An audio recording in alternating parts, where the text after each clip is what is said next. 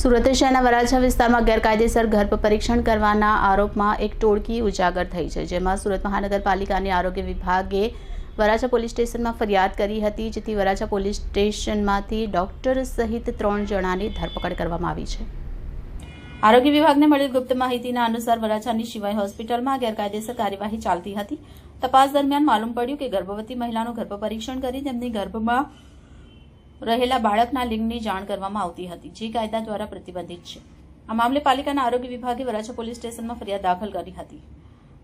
પોલીસે તુરંત જ કાર્યવાહી કરી અને આરોપીઓને ધરપકડ કર્યા। ધરપકડ થયેલા આરોપીઓમાં ડોક્ટર, ફાર્માસિસ્ટ અને ખાનગી વ્યક્તિનો સમાવેશ થાય છે।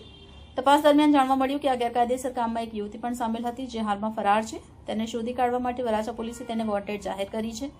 પોલીસે કહ્યું કે ગર્ભ પરીક્ષણ અને લિંગ નિર્ધારણ સંબંધિત કાયદાનો ભંગ કરવાના આરોપ હેઠળ આ માमलाની વધુ तपास चालू है।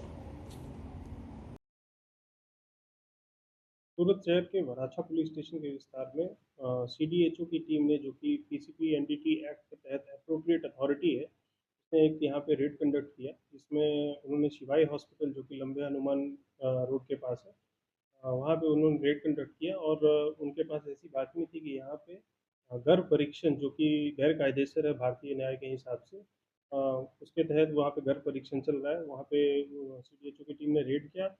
फिलहाल इसमें 3 लोग इसमें गिरफ्तार हो चुके हैं। वराछा पुलिस स्टेशन में एक एफआईआर दाखिल हुई है एनडीटी एक्ट के तहत, और इसमें हम जो मशीन की रिकवरी है जिससे ये गर्भ परीक्षण हो रहा था, वो अभी रिकवर नहीं हुई है। वो मशीन की रिकवरी करने का प्रयास हम कर रहे हैं और जो भी कायदेसर कार्रवाई है इसमें हम